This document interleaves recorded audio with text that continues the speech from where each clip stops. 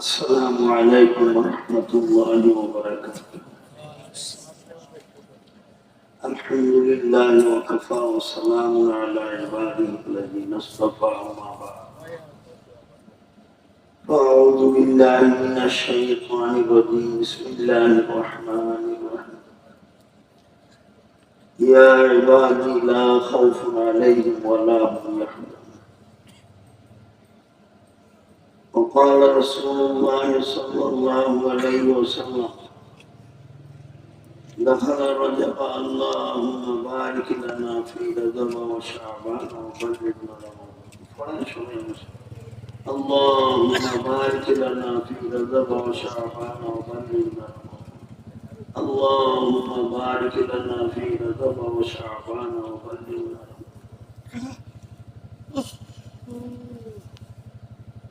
জামিয়া সুলতানিয়া রমিদিয়া মহিলা মাদ্রাসা মধ্য উদারিয়া কুলপুর পৌরসভা কুলপুর ময়মনসিংহের উদ্যোগে ইসলামী সম্মেলনের হযরত উলামায়ে কেরাম দারারুল ইসলাম সর্বস্তরের মুসলমান ভাইসব বাড়ি ঘরের পর্দা নিশিন আল্লাহ ওয়ালি দিনদার মুত্তাকি মুসলমান মা আল্লাহ পাক রব্বুল আলামিন আপনারা তৌফিক দান করছেন। এই চন্দ্র মাসটা বড় মোবারক মাস, দূরে বলেন সুবহানাল্লাহ। আওয়াজ দিয়ে বলেন না সুবহানাল্লাহ।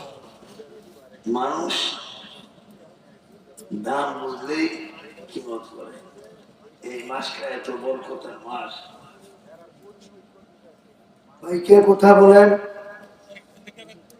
সাবধান, কথা বললে এখানে আসেন। কথা শোনা যায়, একটু আস্তে করুন।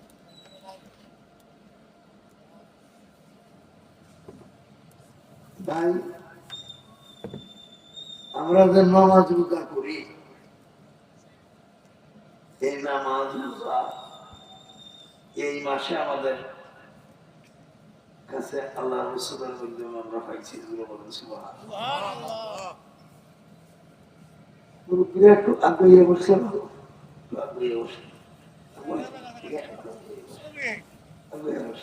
সব ভাই মাহবুব ভাই শুধু আসতে পারবেন না, তুমি বসে দিয়ে যায়। আর বাকিরা সবাই একটু যদি পারেন ভাই একটু আগে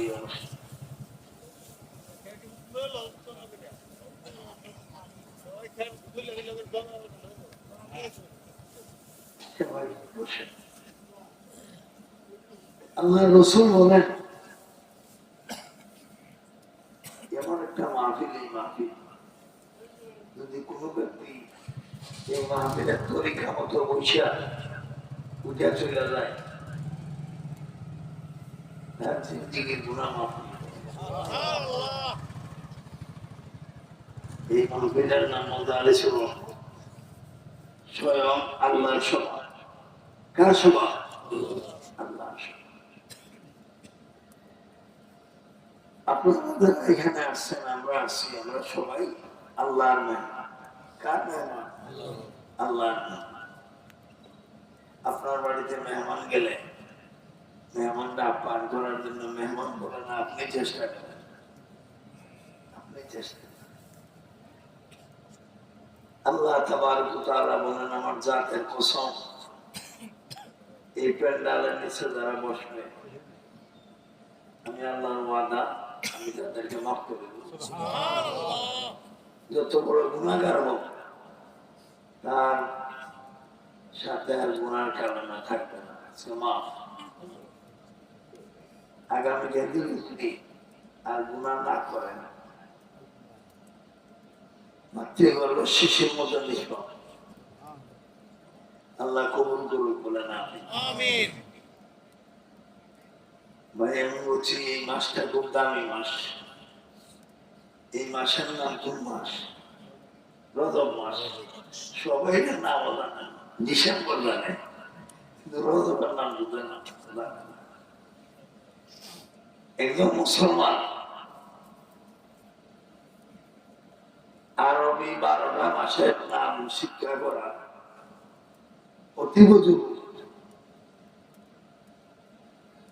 জিজ্ঞাসা করলেন রমজান মাসের নামটা জানে, শবে বরাতের নাম জানে, আর কুরবানির সামনের নাম জানে, কি করবে এখন কুরবানি দেওয়া লাগবে, 7 জনের শরীর হোক, রমজান মাস তারা ফিতরা দেওয়া লাগবে এই মাসে।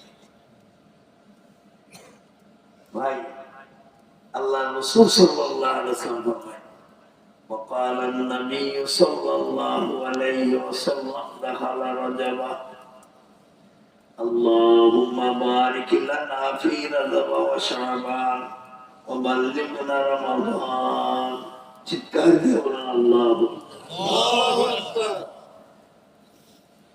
এই মাসের প্রথম দিকে যখন রাসূল চাঁদ দেখছে, চাঁদ পশ্চিম আকাশে উঠে না পূর্ব আকাশে উঠে? পশ্চিম আকাশে। وقال النبي صلى الله عليه وسلم دخل رجب যেদিন হুজুর এই চাঁদে দাখিল হইলেন, রজব চাঁদে, হুজুর দোয়া করছেন আল্লাহুম্মা বারিক লানা ফি রজব ওয়া শাবান ওয়া বাল্লিগনা রমাদান। বলেন সুবহানাল্লাহ। তুমি যে দোয়া করছেন আল্লাহ এই মাসের বরকত আমারে দাও, শাবানের বরকত দাও, রমজানে নিয়ে পৌঁছাইতে হুজুর। এই তিনটা চার পাশাপাশি এই চাঁদে 26 তারিখ দিবাগত 27 রাত্রিতে আমাদের প্রিয় নবী মুহাম্মদুর রাসূলুল্লাহ সাল্লাল্লাহু আলাইহি ওয়াসাল্লাম আরশে আজিমে গেছেন, আল্লাহ বলেছেন আল্লাহর সাথে সাক্ষাৎ করার জন্য। সুবহানাল্লাহ বলতে সুবহানাল্লাহ। আপনার এলাকার একজন এমপি যদি বিদেশ যায়, কবিও হয়, আপনার এলাকার পাশে খুশিতে আপনার এমপি বিদেশ গেছে। আমাদের প্রিয় নবী মুহাম্মদুর রাসূলুল্লাহ সাল্লাল্লাহু আলাইহি ওয়াসাল্লাম আরশে আজিমে গেছেন, আমরা খুশি না? খুশি। আল্লাহ জিজ্ঞেস করছেন হাবিব আমার জন্য কি আনছেন? হুজুর বলছেন দুনিয়ার সমস্ত পবিত্রতা আপনার জন্য নিয়ে আসে।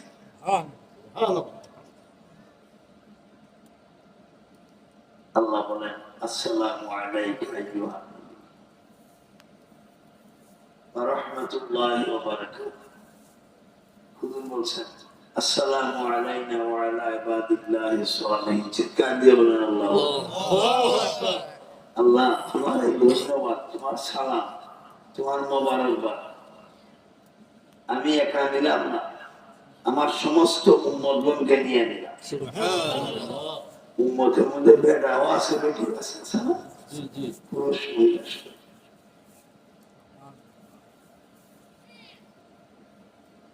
নবী তো খুব খুশি, আল্লাহর সাথে দেখা করছে, সাক্ষাৎ হয়েছে, বন্ধুর সাথে বন্ধু আলাপ আলোচনা।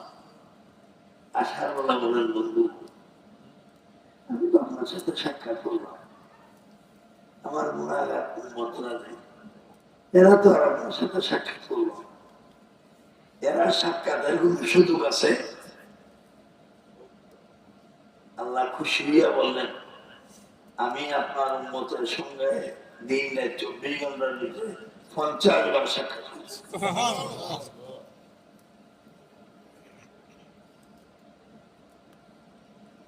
নবী খুশিতে ভরপুর, 50 বার আমার উম্মতের সাথে দিন রাতের মধ্যে সাক্ষাৎ করে। আসতেছে চতুর্থ আসমানে হযরত মুসা আলাইহিস সালাতু ওয়াস সালাম,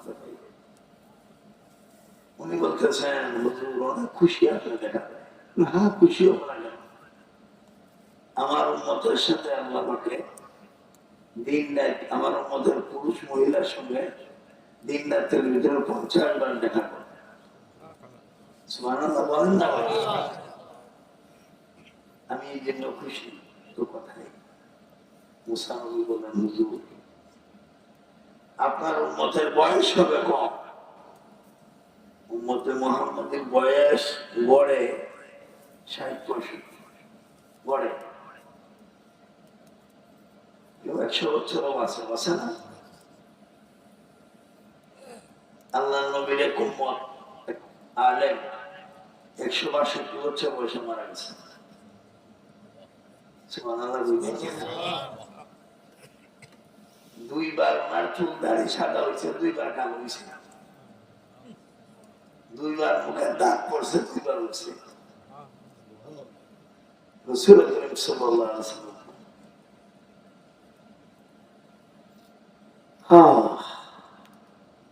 আপনি যান একটু কমান। নবী চিন্তা করলেন ঠিকই তো। মুসা নবী বলেন আমার উম্মতরা 2 ওয়াক্তের নামাজ আছে, অনেক বিরোধী বিচ্ছুতি হয়েছে, আপনার একটু কমান। রাসূল গেছেন, আল্লাহ পাক 5 ওয়াক্ত ঘুমাইতেছে। কত রয়েছে? খালি দোকানের হিসাব, সেখানে নামাজের হিসাব 45। আসছে আবার বলেন আবার গেছে, আরো 5 কমছে, এখন কত রয়েছে? বলেন আবার না, যাইতে যাইতে 9 বার গেছে, 9 বছর কত কমছে? 48। রয়েছে কত? 5। এবার বলেন আবার দান, বলেন শরম লাগে, আল্লাহ তো 5 করে কমায়, এবার এর মধ্যে সব কমাইলে নবী বলেন আমার বলতে হবে আকে আমাদের নফলক মেরাজো আম্বিয়া ও আউলিয়া মুহতাজো। রাসূল সাল্লাল্লাহু আলাইহি ওয়াসাল্লাম আর যখন গেলেন না, মজবুতি ইখতিয়ার করলেন, আল্লাহ পাক জানাইলেন হাবিব আমি তো 50-70 নামাজ দিছিলাম, আপনার উম্মতের সাথে সাক্ষাৎ করবো, আমি আল্লাহ 5 ওয়াক্ত নামাজ পড়বো, এরা 50 ওয়াক্তের সওয়াব দিবেন। সুবহানাল্লাহ। দূরে বলা না, সুবহানাল্লাহ। নামাজ 5 ওয়াক্ত সওয়াব কত? 50।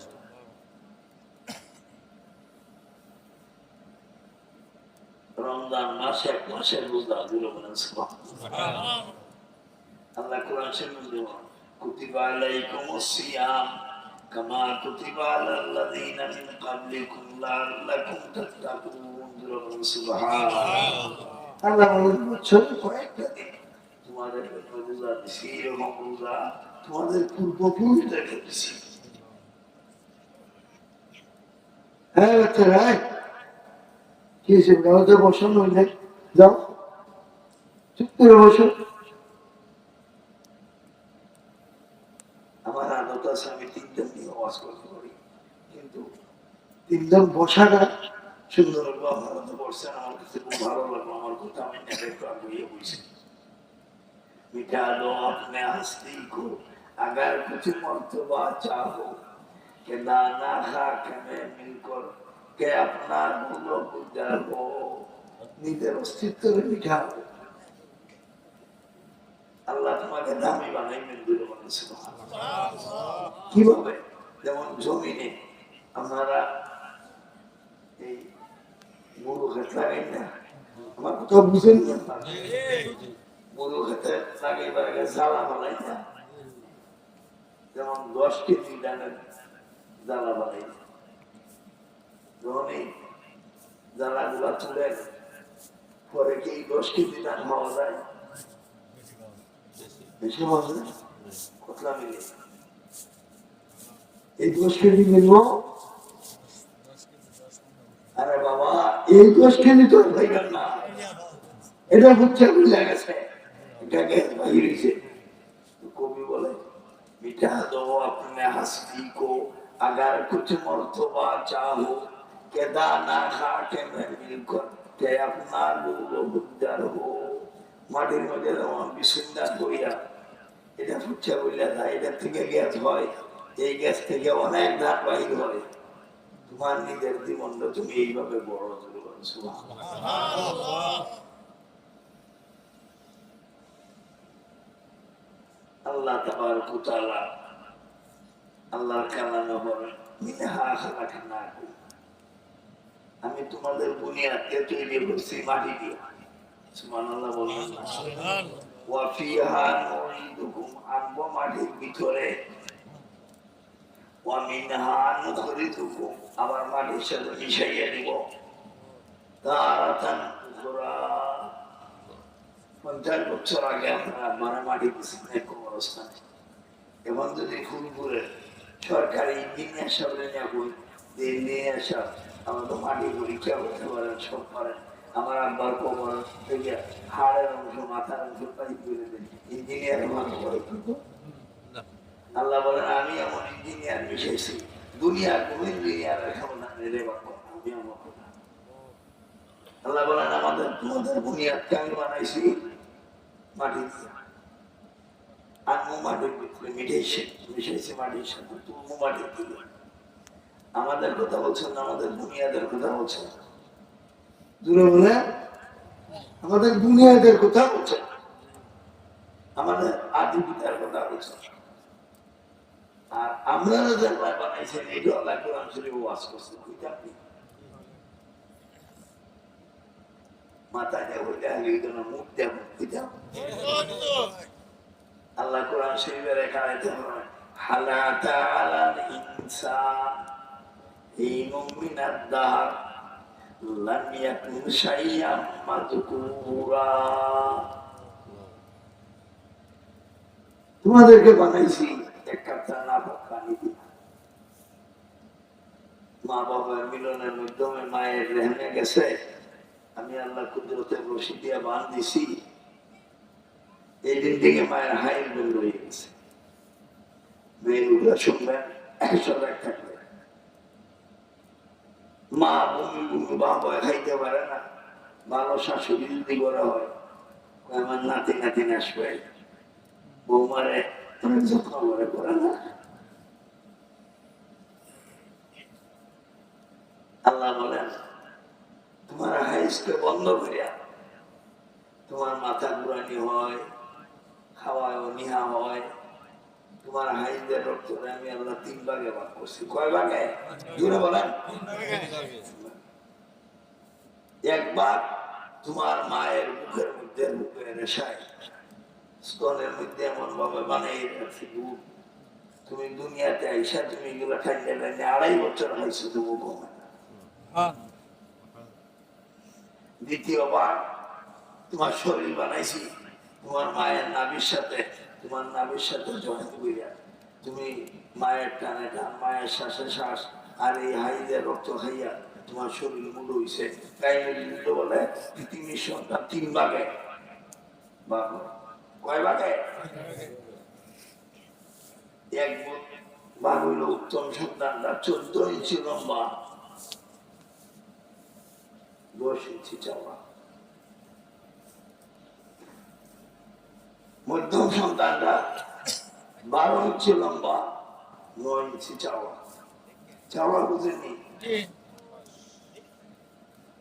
নিম্ন সন্তানরা 9 ইঞ্চি লম্বা 6 ইঞ্চি চাওয়া আল্লাহ বলেন আমরা দেখবো বসা আছি এখন এইভাবে আমরা মায়ের পেটে 2 বছর বসি মায়ের টানে টান মায়ের শ্বাসে শ্বাস খাইছি মায়ের রক্ত তোমার মায়ের রক্তের 3য় ভাগে তোমার জন্য বিছনা বানাইছি মায়ের পেটে বিছনা বানাইছি এমন গরম বিছনা এখন শীতকালে যদি আপনি লেপ গাদ দেন কম্বল গাদ দেন লেপ কম্বল ঠান্ডা হয় না গরম হয় গরম হইলে আরাম লাগে না কষ্ট লাগে যত গরম হয় তত আরাম লাগে ঘুম তত বেশি লাগে আল্লাহ বলেন আমি তোমার মায়ের পেটে তোমার আরাম দেওয়ার জন্য মায়ের 3য় ভাগ দিয়া তোমার জন্য বিছনা বানাইছি বিছনা বানাইয়া তোমার গায়ে একটা আবরণ দিয়া তোমার মায়ের পেটে শান্তি মতো রাখছি রাখিয়া তোমার দুনিয়ার যেদিন আনছি আনার পরে এই বিছনাটা আস্তে আস্তে আবার আমি আল্লাহ বাহির করে দিছি মায়ের বাচ্চা হইলে পরে নেফাস হয় না রক্ত হয় না ছাকা ছাকা রক্ত হয় আল্লাহ বলেন যেইভাবে আমি তোমার জন্য তুষক বানাইছি ল্যাব বানাইছি এইভাবে আবার মায়ের রক্তটা বাইরে তোমাকে রাখার জন্য তোমার মায়ের একটা গোডাউন বানাইছি মায়ের নাভির সাথে 5 ভাই জন্ম হয়েছে 6 বোন জন্ম হয়েছে সবার জন্য একটা করে গোডাউন বানাইছি তোমার গোডাউনের সাথে খাওয়াইছি আমি আমার কেন এটা করছি তুমি আমারে মানবে, আমারে ডাকবে। আল্লাহ বলেন না, আল্লাহ আল্লাহ আল্লাহ আল্লাহ। তুমি আমি মাহবুবরে ডাকবে মুখ দিয়া। এই জন্য মায়ের পেটে তোমার মুখের দ্বারা কিছু খাওয়াইছি না, নাবি দিয়া খাওয়াইছি। পুরো বলতেছি আমার জিকির করবাই। এই মুখটা দুনিয়াতে আল্লাহ পবিত্র করে পাঠাইছেন, পবিত্র রাখবা, নাবিক করিও না, মদ খাইও না, শরাব খাইও না, হারাম খাইও না। এই মুখ দিয়া খারাপ কথা বইল না, ভালো কথা বলবাই, ভালো ব্যবহার করবাই। এই মুখটা আল্লাহ রসুল বলেন যে উম্মত আমার আল্লাহর বান্দা, আল্লাহ বলেন আমার যে বান্দা দুই চাওয়ালের মধ্যখানে জিব্বা আর দুই উরাতের মধ্যখানে লাইন, এই দুই জায়গার সম্মান করবে, এখানে পবিত্র রাখবে, রসুল বলেন আমি তার জন্য জিম্মা বেহেশতের জিম্মাদার। এই মাদ্রাসাটা মহিলা মাদ্রাসা, মহিলা মাদ্রাসা না, এখানে পুরুষ পড়ার অধিকার নাই, মহিলারা পড়ে। এই মাদ্রাসায় যে সমস্ত মহিলারা পড়ে বোরকা বিনতে আসে না, স্কুল কলেজের ছাত্রীদের মধ্যে আসে। আমি একটা ঘটনা বলি, আজ থেকে প্রায় 5 বছর আগে আমি এক জায়গায় ওয়াজে গেছি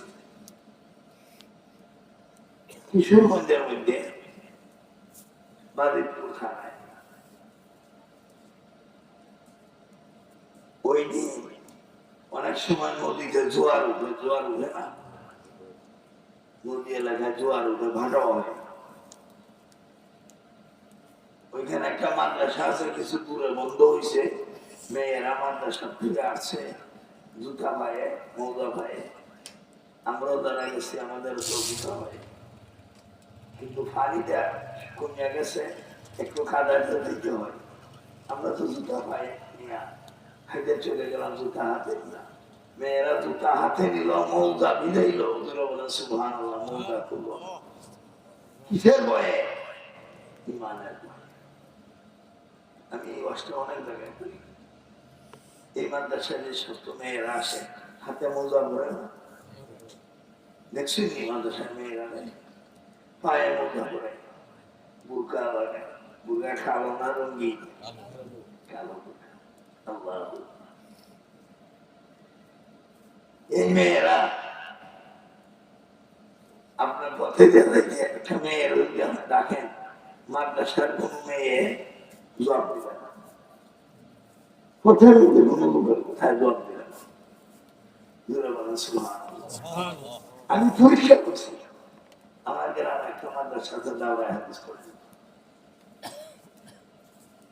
তো আমি একদিন একটা মেয়ে যাইতেছে, আমি তারে ডাকলাম, এই মেয়ে একটু শুনো।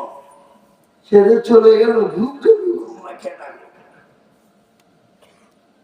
এটা তার বৈশিষ্ট্য। এখানে যে মেয়েরা পড়ে এরা জান্নাতি মেয়ে,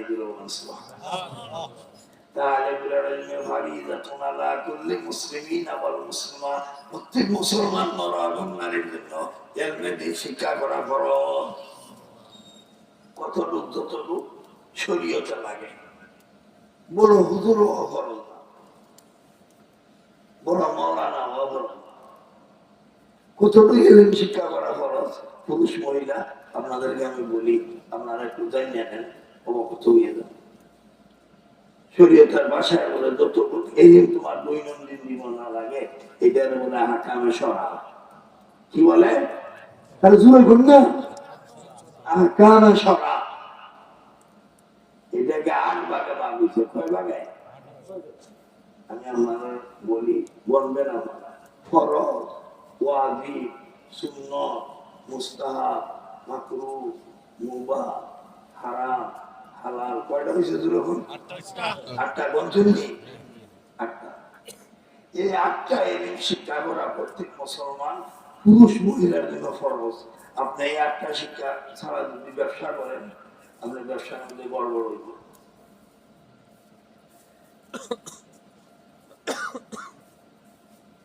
এই আত্মা শিক্ষা না করে যদি আপনি যে কোনো কাজ করেন, এটার মধ্যে আপনার কাজের মধ্যে একটু ব্যতিক্রম ওঠা হবে। আমি একজন লোকের কাছে ভালো তাহলে ভুলবশত আমি ৯,০০০ টাকা বেশি কেটেছি। কয় হাজার? এখন এই লোকে আমার বাড়ি ঘুরছিল না, আমি তো তারা দোকানদার হিসাবে ছিল। এখন এই লোকের কাছ থেকে আমি মাল আনছিলাম, যে এই লোকের যে মাল আমার বাড়ি পাঠাইছি, এই লোকের বাড়ি এই হুজুরের বাড়ি ঘুরি, হুজুরের বাড়ি খাইছি। হুজুরের একটা খবর দেওয়া লাগে, এখানে জরুরি দরকার আছে। ৫-৭ জন মানুষের দ্বারা আমার খবর দিছে। আমি গেলাম, কি ভাই হুজুর মাফ করেন, আপনাদের একদিন আমি বলছিলাম এত টাকা দিয়ে গেছেন, কিন্তু আমি খাতার লোকে মিলিয়ে দেখি ৯,০০০ কত টাকা আপনি বেশি জেনেছেন। আমি তো একজন ব্যবসায়ী, আমার এই ব্যবসায় আমার বাচ্চা কাচ্চা খাইব, বিবি বাচ্চায় আনন্দ ভোগ করবো, আপনার এই টাকাটার জন্য আমি খুব বস্তি কিভাবে পৌঁছাবো, আপনার আসেন আপনার টাকাটা নিন, আমার মাফ করে দেন, আমার হিসাব বেশ কমেছে। ভাই আমরা তো নিতে পারলে বুঝিতে নিলাম। আপনাদের এই শহরের একজন ব্যবসায়ী লোক আমি বলবো শুনবেন, উনি দুনিয়াটা নাই, মারা গেছে। আপনাদের ফুলপুর বাজারে হক বস্ত্রালয় আছে, হক বস্ত্রালয়ের মালিক যিনি ছিলেন, ওনার নাম ছিল ফজলুল হক, বাড়ি বাট্টা আছে। ওনার আব্বাও ভালো মানুষ ছিলেন। তো বাট্টা মাদ্রাসা আমি প্রতি বছরই আগে মাহফিলে দিলাম। ওনার সাথে ফুল ফুরাইলেই আমি ওনার ব্যবসার ঘরে বসতাম, কিছু আলাপ আলোচনা করতাম। আমি কয়েকদিনে বললাম যে আপনার সব হজ ফরজ, আপনার হজ করলে আল্লাহ মালে বরকত দেব। উনি আমার কথায় হজ করার জন্য উদ্বেগ নিলেন, টাকা দাখিল করলেন। টাকা দাখিল করার পরে ওনার কাছ থেকে যারা মাল নিছে সব পুরানা বাকিদার দ্বারা পাওনাদার ভাইবেনদারের কাছে এরা একটা দাওয়াত দিলেন যে আমি হজে যাইব, এই মর্মে আপনাদের সাথে আমার একটা শেষ সাক্ষাৎ, হায়াতে বাচ্চা আসতে পারে না আসতে পারি, আপনারা হালখাতার খাট দিল ওইটা দিতে। উনি এই যে বাকিদার আইসে বলে এইবার একটা সুযোগ আছে ভাই, আমার কাছে 30,000, আমি তো ভাষা কম মাহরুদ আমার, এরা বলে আমরা মাহরুদের একটা সুযোগ আছে। ওনার হালখাতায় আসলো অনেক টাকা হইল, তখন কিন্তু মোবাইল নেই। উনি আমার কাছে একটা চিঠি লেখলেন, এখন ওনার ছেলেরাও আমার মাদ্রাসা টাকা নেই, চিঠি লেখলেন। আমি আসলাম, হুজুর আপনি একটু দয়া করে আসেন, আমি আপনার রাহা খরচ দিয়ে দিব। তখন ওনার চিঠিটা ভাইয়া